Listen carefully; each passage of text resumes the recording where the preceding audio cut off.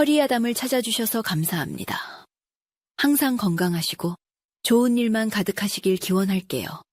지금 구독하시고 바로 오늘 야담 들어보시죠. 자, 이번에는 외모 때문에 서름받고 살던 한 노처녀와 그녀의 손끝에 숨겨진 기이한 능력에 대한 이야기를 들려드릴까 합니다. 사람의 참된 가치란 것이 어디 겉모습에만 있겠습니까? 보잘것없어 보이는 돌멩이 속에서도 귀한 옥이 나올 수 있는 법이지요. 한양성 변두리, 담장이 낮고 마당엔 잡초만 무성한 낡은 기와집에 매화라는 처녀가 살고 있었답니다. 이름은 봄날 흐드러지게 피는 매화처럼 어여뻤지만 실상 그녀의 용모는 그 이름값을 따라가지 못했지요. 얼굴은 넓적하고 피부는 검붉었으며 눈매는 흐릿하고 코는 낮았습니다.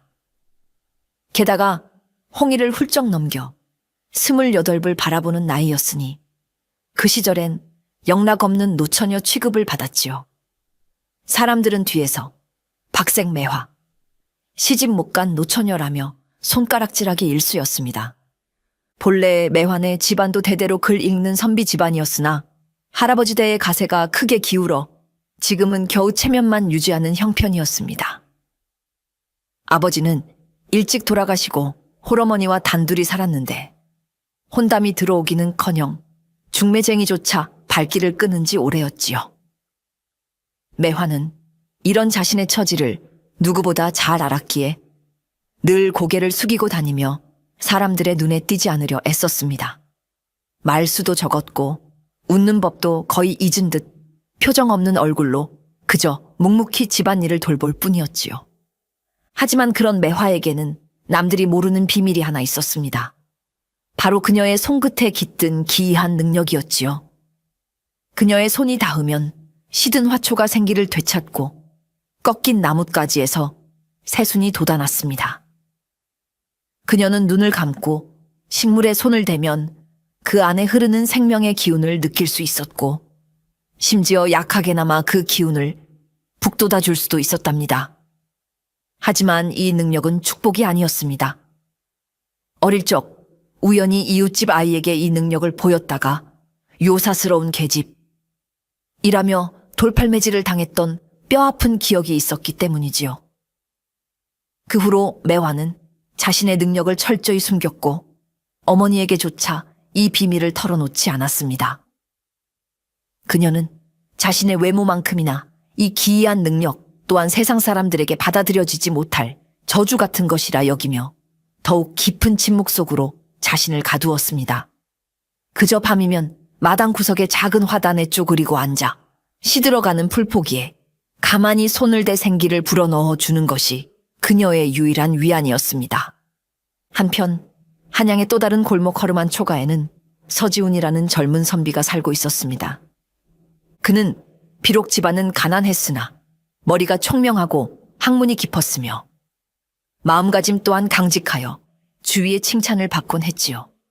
그의 유일한 소망은 오로지 학문에 정진하여 과거에 급제하고 그리하여 돌아가신 아버지의 명예를 되찾고 홀어머니를 편히 모시는 것이었습니다. 하지만 현실의 벽은 높고 차가웠습니다. 끼니를 걱정해야 할 만큼 가난한 형편에 밤낮으로 책만 붙들고 있기가 어려웠지요. 낮에는 품을 팔아 겨우 입에 풀칠을 하고 밤에는 희미한 등잔불 아래에서 졸린 눈을 비벼가며 책을 읽어야 했습니다. 그런 고된 생활 속에서도 그는 희망을 잃지 않으려 애썼지만 해가 갈수록 그의 어깨를 짓누르는 현실의 무게는 더욱 무거워져만 갔습니다. 어머니는 그런 아들이 안쓰러워 눈물 마를 날이 없었지요. 지훈아, 이 어미가 무능하여 네 앞길을 막는구나. 차라리 공부는 그만 접고 장사라도 배우는 것이 어떻겠니? 어머니는 아들에게 여러 번 권했지만 지훈은 차마 붓을 놓을 수가 없었습니다. 그에게 학문은 삶의 전부이자 마지막 남은 자존심이었기 때문입니다. 그러던 차에 지훈의 딱한 사정을 전해 들은 먼 친척벌되는 이 참판 댁마님이 한 가지 제안을 해왔습니다. 자네 처지가 그리 딱하다면 혼인이라도 해서 처가의 도움을 받는 것이 어떻겠는가. 하지만 지훈의 가난을 익히 아는 양반가에서 선뜻 딸을 내어줄 리 만무했습니다. 이참판 댁 마님 역시 그의 처지를 안타까워하면서도 마땅한 혼처를 찾지 못해 고심하고 있었지요. 바로 그때 이참판 댁 마님의 귀에 매환의 집안 사정이 들어왔습니다. 몰락했지만 양반의 채통은 지키고 사는 집안, 그리고 홍의를 놓쳐 애태우는 노처녀 딸이 있다는 이야기였지요. 마님은 무릎을 탁 쳤습니다. 옳거니 두 집안 형편이 비슷하니 서로에게 좋은 일이 아니겠는가. 마님은 즉시 매화 어머니를 찾아가 혼담을 꺼냈습니다. 매화 어머니 역시 딸의 혼사가 막막하던 채 비록 가난하지만 학식 있는 선비라는 말에 귀가 솔깃했지요. 외모야, 어차피 팔재 없는 복이라 여겼으니 양반 가문의 시집이라도 보내는 것이 딸을 위한 길이라 생각했습니다. 그렇게 두 집안의 이해관계가 맞아떨어져 지훈과 매화의 혼담은 급물살을 타게 되었습니다. 이참판 댁 마님은 지훈을 불러 말했습니다. 내가 자네를 위해 좋은 혼처를 하나 알아보았네. 비록 처자의 나이가 조금 많고 외모가 수려하지는 않다 하나 몰락했다 해도 근본 있는 양반가의 규수일세. 자네나 그 처자나 서로 의지하며 궁핍함을 면하는 것이 좋지 않겠는가. 지훈은 마님의 말을 듣고 마음이 착잡했습니다. 평생을 함께할 반려자를 고르는 일인데 외모나 나이를 따질 처지는 아니라지만 박색의 노처녀라니. 하지만 홀어머니의 고생과 자신의 막막한 앞날을 생각하면 이 혼사를 거절할 수도 없는 노릇이었습니다. 그는 결국 긴 한숨과 함께 고개를 끄덕일 수밖에 없었지요. 매화 역시 어머니의 결정에 묵묵히 따랐습니다. 그녀에게는 선택의 여지조차 없었으니까요. 그렇게 두 사람의 의사와는 상관없이 오직 현실적인 이유만으로 혼사가 결정되었습니다. 혼례는 번갯불에 콩 볶아 먹듯 서둘러 치러졌습니다. 양가 모두 형편이 넉넉지 못했기에 별다른 잔치나 예물 교환도 없이 조촐하게 예를 갖추는 것으로 대신했지요. 혼례식 날 처음으로 서로의 얼굴을 마주한 지훈과 매화 사이에는 어색하고 차가운 기류만이 감돌았습니다. 지훈은 애써 태연한 척했지만 소문보다 더 수려하지 못한 신부의 외모에 실망감을 감추기 어려웠습니다. 내가 어쩌다 이런 하는 자괴감마저 들었지요. 매화는 그런 지훈의 속마음을 읽은 듯 더욱 굳은 표정으로 고개를 숙였습니다. 그녀는 이미 모든 것을 체념한 듯 보였습니다. 혼례를 지켜보는 몇 안 되는 하객들 사이에서도 수근거리는 소리가 끊이지 않았습니다. 쯧쯧, 선비가 오죽 가난하고 볼품없으면 저런 박색 노처녀를 데려갈고, 저 처자는 또 무슨 복이 있어 시집은 간다만 신랑 표정이 영말이 아니구먼. 에휴, 시작부터 저리 삐걱이니 앞으로 살림이 순탄키나 할는지. 그들의 속닥거림은 비수처럼 두 사람의 가슴에 박혔습니다. 혼례는 기쁨과 축복으로 가득해야 할 자리였지만 지훈과 매화에게는 그저 견뎌내야 할 또 다른 현실의 무게일 뿐이었습니다. 화촉을 밝히는 첫날 밤조차 두 사람은 서로에게 아무 말도 건네지 못한 채 등 돌리고 누워뜬 눈으로 밤을 지새웠다고 합니다. 시작부터 삐걱거리는 그들의 인연은 과연 앞으로 어떻게 흘러갈까요? 혼인 후 지훈과 매화의 살림은 조용하다 못해 적막했습니다. 두 사람은 한 지붕 아래 살았지만 마치 서로 다른 섬에 사는 사람들처럼 겉돌았지요. 지훈은 끼니 때를 제외하고는 대부분 서재에 틀어박혀 책만 읽었습니다. 그는 아내에게 예를 갖추려 노력했지만 그 이상 다가가려 하지는 않았습니다. 그녀의 평범하다 못해 박색이라 불리는 외모와 좀처럼 속내를 드러내지 않는 과묵함 앞에서 그는 어떻게 다가가야 할지 몰랐고, 솔직히 말해 그럴 마음도 크게 내키지 않았던 것이지요. 그저 남편으로서의 최소한의 도리만 다할 뿐이었습니다. 매화 역시 마찬가지였습니다. 그녀는 새벽같이 일어나 밥을 짓고 집안을 청소하며 말없이 자신의 역할에만 충실했습니다. 남편에게 살갑게 말을 걸거나 관심을 보이는 법이 없었지요. 그녀는 이미 지훈의 마음속 실망감을 읽었고 그에게 어떤 기대도 하지 않았습니다. 그저 이 혼인이 깨지지 않고 조용히 세월이 흘러가기만을 바랄 뿐이었지요. 그녀는 자신의 기이한 능력이 남편에게 알려질까 두려워 더욱 조심했고 혹여 불필요한 오해를 살까 싶어 감정 표현조차 극도로 아꼈습니다. 그렇게 두 사람 사이에는 보이지 않는 벽이 높게 세워져 있었습니다. 집안에는 온기 대신 서늘한 침묵만이 감돌았고 부부 사이의 정이라고는 찾아보기 힘들었지요.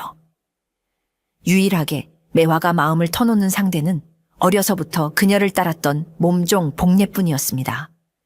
복례는 눈치가 빠르고 수다스러운 아이였는데 말 못하고 소갈이하는 매화의 처지를 안타까워하며 그녀의 말벗이 되어주곤 했습니다.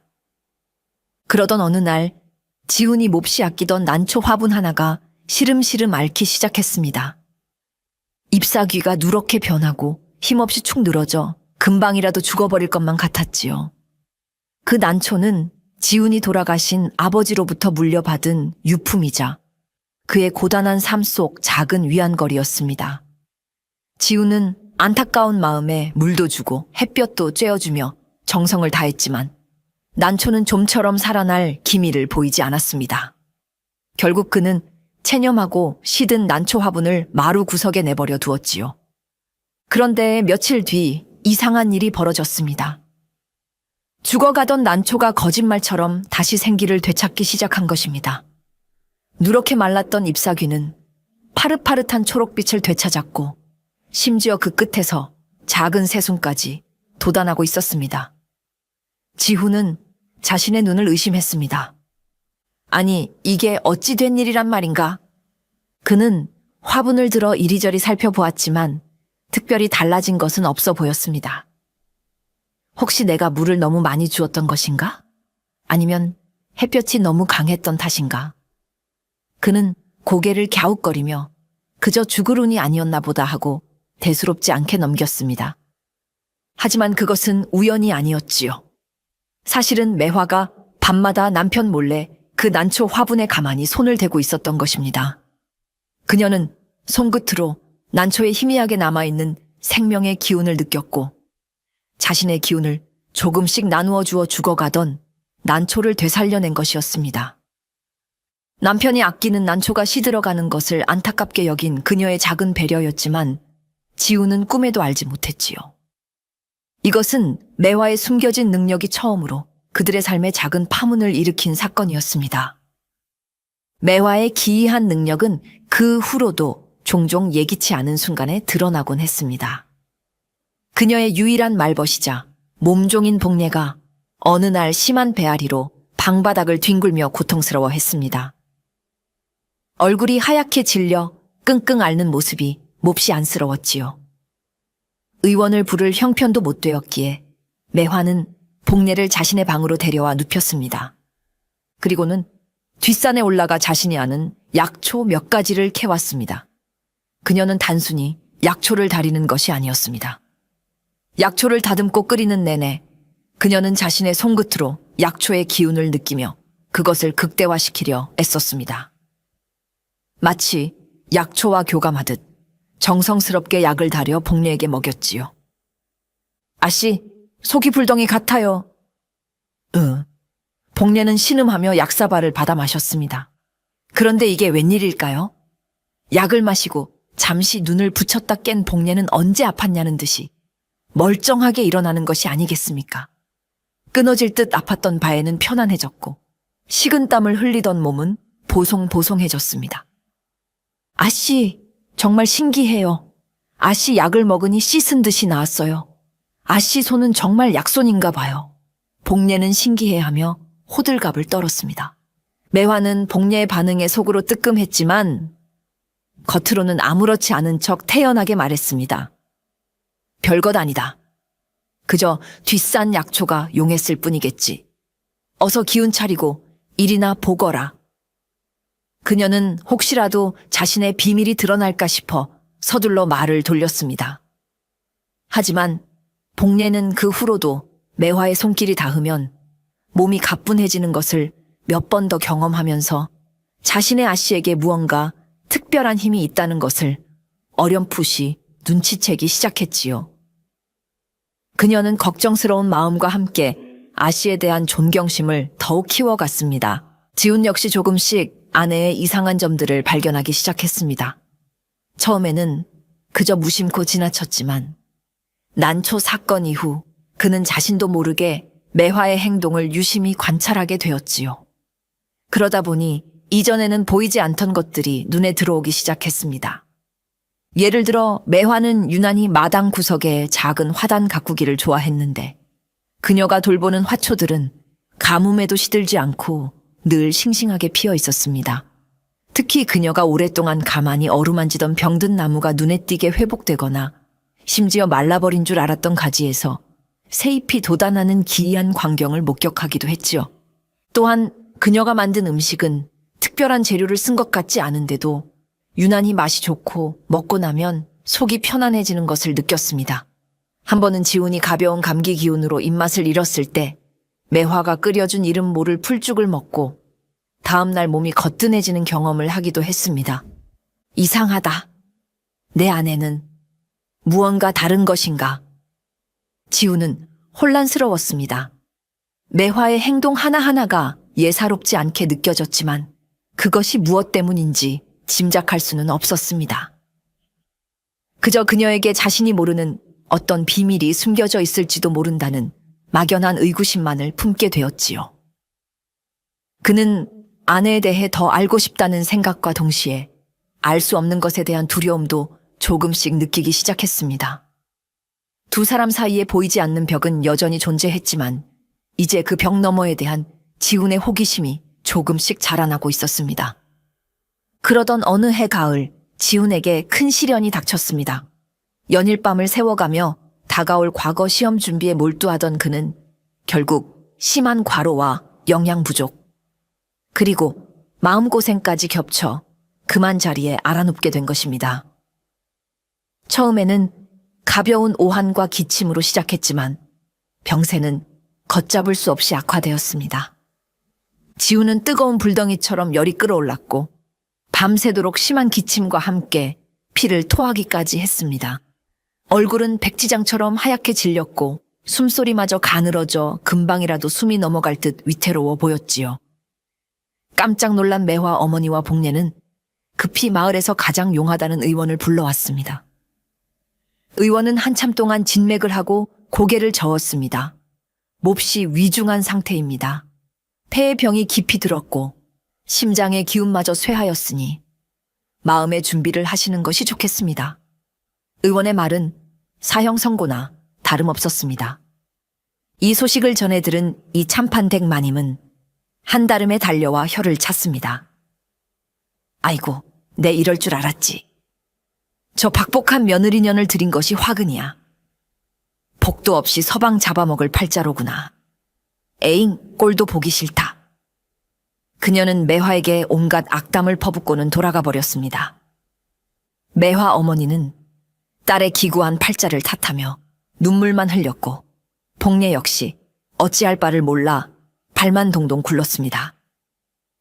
집안은 순식간에 절망과 슬픔으로 가득 찼습니다. 모두가 지훈의 죽음을 예감하고 절망에 빠져 있을 때 오직 한 사람, 매화만이 포기하지 않았습니다. 그녀는 남편의 꺼져가는 숨소리를 들으며 굳은 결심을 했습니다. 더 이상 자신의 능력을 숨기고 있을 수만은 없다고. 설령 그로 인해 자신이 요사스러운 존재로 낙인 찍히거나 위험에 빠지게 되더라도 남편을 이대로 떠나보낼 수는 없다고 말이지요. 그날 밤 매화는 시어머니와 복례를 잠시 물리고 홀로 지훈의 곁을 지켰습니다. 그녀는 떨리는 손으로 지훈의 이마를 짚었습니다. 불덩이 같은 열기가 그녀의 손끝으로 전해져 왔습니다. 매화는 깊은 숨을 들이쉬고 그동안 철저히 숨겨왔던 자신의 능력을 조심스럽게 끌어올리기 시작했습니다. 그녀는 자신의 두 손을 지훈의 가슴 위에 가만히 올려놓았습니다. 그리고 눈을 감고 온 정신을 집중했지요. 그녀의 손끝에서 따뜻하고 맑은 기운이 흘러나와 지훈의 몸속으로 스며들기 시작했습니다. 그것은 매화가 지닌 생명의 기운이었습니다. 그녀는 지훈의 몸 안에 쌓인 탁하고 병든 기운을 자신의 손으로 흡수하고 대신 자신의 맑은 생기를 불어넣어 주었습니다. 그 과정은 매화에게도 엄청난 기력 소모를 요구하는 일이었습니다. 그녀의 얼굴은 점점 창백해졌고 온몸에서 식은땀이 흘러내렸습니다. 하지만 그녀는 멈추지 않았습니다. 오직 남편을 살려야 한다는 간절한 마음 하나로 밤새도록 자신의 기운을 지훈에게 쏟아부었습니다. 그녀의 손길은 단순한 간호가 아니었습니다. 그것은 자신의 생명을 나누어주는 사랑과 희생의 행위였습니다. 밤이 깊어갈수록 매화의 손끝에서 흘러나오는 신비한 기운은 더욱 강렬하게 지훈의 몸을 감쌌습니다. 다음 날 아침, 기적 같은 일이 벌어졌습니다. 밤새 죽음의 문턱을 오가던 지훈의 열이 거짓말처럼 내리고 거칠던 숨소리도 한결 편안해진 것입니다.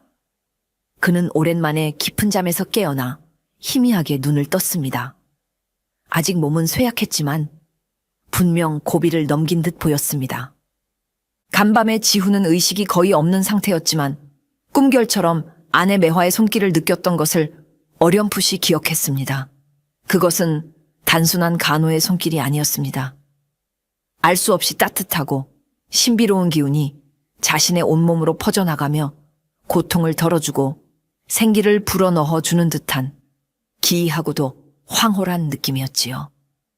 그는 눈을 뜨자마자 자신을 간호하고 있던 매화의 얼굴을 바라보았습니다. 그녀는 밤새 잠을 못 잔 듯 몹시 지쳐 보였지만 그의 눈을 마주치자 애써 희미한 미소를 지어 보였습니다. 지훈은 자신의 기적적인 회복이 단순한 우연이나 의원의 약 때문이 아님을 직감했습니다. 바로 아내, 매화의 그 이상한 손길 덕분이라는 강한 확신이 들었지요. 시들었던 난초가 살아나고 복례의 배앓이가 순식간에 났고 그리고 지금 자신의 목숨까지 구한 이 모든 일들이 그녀와 관련되어 있다는 생각이 들자 그는 아내에 대한 의혹과 함께 경외감마저 느끼게 되었습니다. 내 아내는 대체 어떤 사람인가?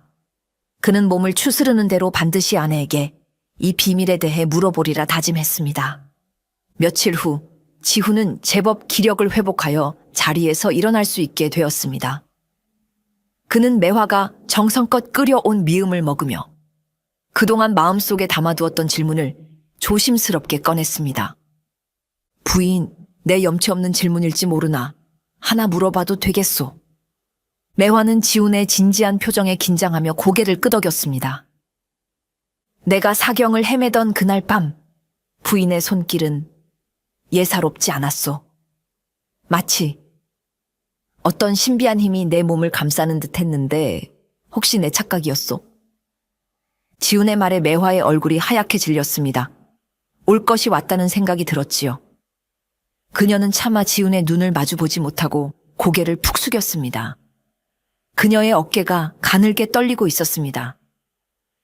지훈은 그런 매화의 모습에 더욱 확신을 갖게 되었습니다.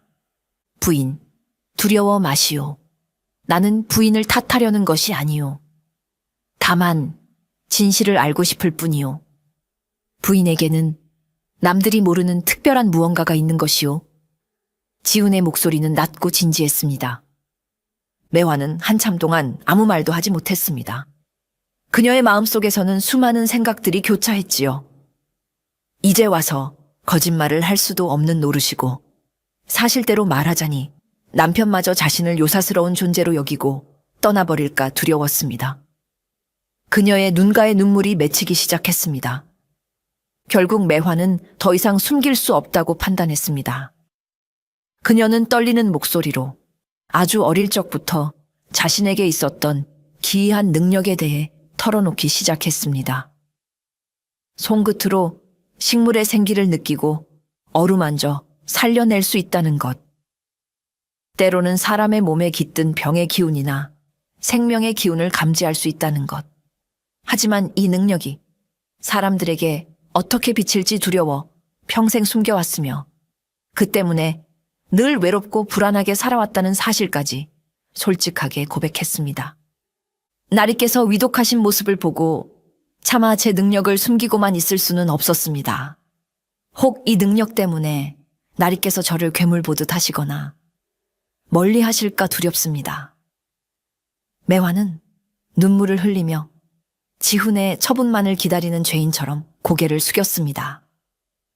그녀의 어깨는 가냘프게 떨리고 있었지요. 평생을 짊어지고 온 비밀의 무게와 두려움이 그녀를 짓누르고 있었습니다. 아내의 충격적인 고백 앞에서 지훈은 잠시 할 말을 잃었습니다. 그가 어렴풋이 짐작했던 것 이상의 상상조차 해보지 못했던 비밀이었습니다. 그의 머릿속은 혼란스러웠습니다. 아내가 지닌 능력이 과연 실제 하는 것인지, 그것이 요사스러운 주술은 아닌지, 앞으로 이 비밀을 어찌 감당해야 할지, 수많은 생각들이 얽히고 설켰습니다. 하지만 그는 곧 마음을 가다듬었습니다. 그의 눈앞에는 두려움에 떨며 눈물 흘리는 가여운 아내가 있었습니다. 외모 때문에 평생 서름받고 남다른 능력 때문에 숨어 살아야 했던 아내의 외로움과 고통이 그의 가슴에 아프게 와 닿았습니다. 그리고 무엇보다 그녀는 자신의 목숨을 구해준 은인이었습니다. 그녀가 괴물이든 요물이든 그녀는 자신의 아내였고 자신을 살리기 위해 기꺼이 위험을 감수한 사람이었습니다. 지훈은 조용히 일어나 매화에게 다가가 그녀의 떨리는 어깨를 감싸 안았습니다. 그리고는 따뜻하고 진심 어린 목소리로 말했습니다. 부인, 두려워 마시오. 나는 결코 부인을 괴물이라 생각하지 않소. 오히려 부인의 그 깊은 마음과 용기에 감복했을 뿐이오. 그는 매화의 눈물을 닦아주며 말을 이었습니다. 부인의 그 능력은 저주가 아니라 하늘이 내린 특별한 선물일지도 모르오. 그러니 더 이상 숨거나 두려워하지 마시오. 이제부터는 내가 부인의 곁에서 함께 그 무게를 나누어 지겠소. 지훈의 따뜻한 위로와 수용의 말에 매화는 참았던 울음을 터뜨리며 그의 품에 안겼습니다. 평생 처음으로 누군가에게 자신의 비밀을 받아들여진 순간이었습니다. 외모가 아닌 자신의 존재 자체를 인정받는 듯한 감격과 안도감에 그녀는 한참 동안 아이처럼 울었습니다. 그날 이후 두 사람 사이를 가로막고 있던 보이지 않는 벽은 완전히 허물어졌고 그들은 비로소 진정한 부부로서 서로를 마주하게 되었습니다. 지훈의 따뜻한 격려와 지지 속에서 매화는 조금씩 용기를 내어 자신의 능력을 조심스럽게 사용하기 시작했습니다. 물론 여전히 두 사람은 이 능력을 비밀에 붙이기로 했지요. 세상 사람들의 편견과 오해를 살 수 있다는 것을 잘 알았기 때문입니다. 하지만 매화는 더 이상 자신의 능력을 두려워하거나 외면하지 않았습니다. 남편의 응원 속에서 그녀는 남몰래 자신의 능력을 좋은 일에 사용하며 작은 기쁨을 찾아 나갔습니다. 예를 들어 이웃집 아이가 밤새 열이 내려가지 않아 애타올 때 그녀는 시어머니를 통해 약초를 건네는 척하며 아이의 임에 몰래 손을 대해 열을 내려주었습니다. 가뭄으로 밭작물이 말라갈 때는 밤에 몰래 밭에 나가 시든 작물들에 손을 대 생기를 불어넣어 주기도 했지요. 그녀의 손길이 닿은 곳에는 마치 봄바람이 불어오듯 작은 기적들이 일어났습니다. 물론 사람들은 그것이 매화의 능력 때문이라는 것을 알지 못했지요. 그저 운이 좋았다거나 정성이 하늘에 닿았다고 생각할 뿐이었습니다. 하지만 매화는 자신의 능력이 누군가에게 도움이 될 수 있다는 사실에 큰 보람과 기쁨을 느꼈습니다. 그녀의 얼굴에는 이전에는 볼 수 없었던 잔잔한 미소와 자신감이 피어나기 시작했지요. 지훈은 그런 아내의 변화를 곁에서 지켜보며 함께 기뻐하고 응원해 주었습니다. 하지만 비밀이란 오래도록 감추기 어려운 법이지요. 매화가 아무리 조심한다고 해도 그녀 주변에서 일어나는 작은 기적들은 사람들의 입에 오르내리기 시작했습니다. 특히 복례처럼 매화의 능력을 어렴풋이 알고 있는 이들이나 눈치 빠른 이웃들은 무언가 이상하다는 것을 감지하기 시작했지요. 글쎄, 옆집 아이가 죽을 병에 걸렸었는데 매화 아씨가 문병 다녀간 뒤로 씻은 듯이 나았다지 뭐야. 우리 밭은 다 말라 비틀어졌는데. 이상하게 지훈 선비네 밭 채소만 싱싱하게 잘 자란다니까. 그 박색 노처녀에게 무슨 신통력이라도 있나 봐. 아무래도 보통 사람은 아닌 것 같아. 소문은 꼬리에 꼬리를 물고 퍼져나갔습니다. 어떤 이들은 매화를 신기한 능력을 가진 특별한 여인이라며 칭송하고 도움을 청하려 했지만 또 다른 이들은 그녀의 능력을 요사스럽고 불길한 것이라 여기며 두려워하고 멀리하려 했습니다. 특히 마을의 유일한 의원은 자신의 명성이 흔들릴까 싶어 매화를 더욱 경계하고 그녀에 대한 좋지 않은 소문을 퍼뜨리기도 했지요. 매화와 지훈은 다시 한번 사람들의 시선과 편견이라는 벽에 부딪히게 된 것입니다. 소문은 결국 힘 있는 자들의 귀에까지 들어가게 되었습니다. 마을 인근에 사는 한 탐욕스러운 부자가 자신의 오랜 숙환을 고쳐달라며 매화에게 막대한 재물을 제시하며 접근해 왔습니다. 매화가 거절하자 그는 하인들을 보내 위협하며 강제로 그녀를 데려가려 했지요. 또한 몇 년째 계속되는 극심한 가뭄에 절망한 마을 사람들이 몰려와 내 신통력으로 비를 내리게 하라 며 매화의 집 앞에서 굿이라도 할 듯이 소란을 피우는 일까지 벌어졌습니다. 매화와 지훈은 큰 공영에 처했습니다. 매화의 능력은 만능이 아니었고 특히 자연의 순리를 거스르는 일에는 함부로 사용할 수도 사용해서도 안 되는 것이었습니다. 하지만 사람들의 맹목적인 기대와 압박은 점점 더 거세졌지요. 그녀의 능력이 축복이 아닌 오히려 더 큰 위험과 갈등을 불러일으키고 만 것입니다. 두 사람은 매화의 능력을 어떻게 사용해야 할지 혹은 이 위기를 벗어나기 위해 다시 능력을 숨겨야 할지 어려운 선택의 기로에 놓이게 되었습니다. 이 위기 앞에서 지훈은 더 이상 과거에 나약하고 세상 물정 모르던 선비가 아니었습니다. 그는 아내 매화를 보호하고 그녀의 능력이 함부로 이용당하거나 오해받지 않도록 지혜와 용기를 발휘하기 시작했습니다. 그는 탐욕스러운 부자를 찾아가 논리적으로 설득하고 때로는 엄중히 경고하여 물러나게 만들었습니다.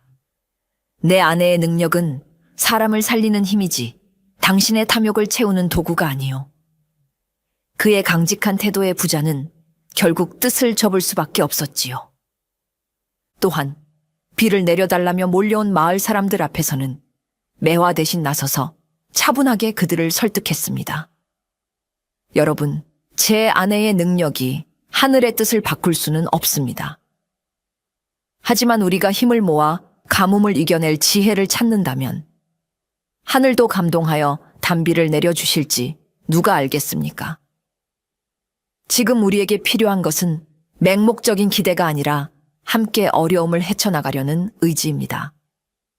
그의 진심 어린 호소에 마을 사람들도 점차 이성을 되찾고 함께 가뭄 극복에 힘을 모으기 시작했습니다. 이 모든 과정을 겪으면서 매화와 지훈의 신뢰와 사랑은 더욱 깊어졌습니다. 지훈은 매화의 특별한 능력을 존중하면서도 그녀가 세상의 편견에 상처받지 않도록 든든한 방패가 되어 주었고, 매화는 그런 남편을 믿고 의지하며 자신의 능력을 더욱 신중하고 지혜롭게 사용하는 법을 배우게 되었지요. 두 사람은 서로의 부족함을 채워주고 어려움을 함께 헤쳐나가며 세상에 둘도 없는 진정한 동반자가 되어가고 있었습니다. 여러 차례의 위기를 겪으면서 매화는 자신의 능력이 지닌 힘과 함께 그에 따르는 책임감과 대가를 깊이 깨닫게 되었습니다. 그녀의 능력은 무한한 것이 아니었고 생명을 살리는 데 힘을 쓸 때마다 자신의 기력이 크게 소진되는 것을 느꼈지요. 또한 그녀의 능력이 알려질수록 원치 않는 관심과 오해, 심지어 위험까지 따를 수 있다는 것도 알게 되었습니다. 그녀는 더 이상 자신의 능력을 과시하거나 함부로 사용하지 않았습니다. 대신 자연의 순리에 따라 꼭 필요한 곳에만, 그리고 자신의 몸이 감당할 수 있는 범위 내에서만 조심스럽게 사용하기로 마음먹었지요. 그녀는 여전히 시든 화초를 살리고 아픈 이웃을 몰래 돕기도 했지만 그것은 드러나지 않는 작은 선행의 형태로 이루어졌습니다.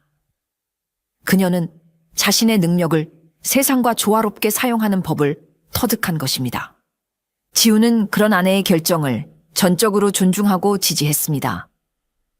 그는 아내가 편안한 마음으로 자신의 능력을 다스릴 수 있도록 곁에서 묵묵히 도왔고 세상에 불필요한 관심으로부터 그녀를 보호해 주었지요. 두 사람은 더 이상 특별한 능력을 숨기거나 두려워하지 않았습니다.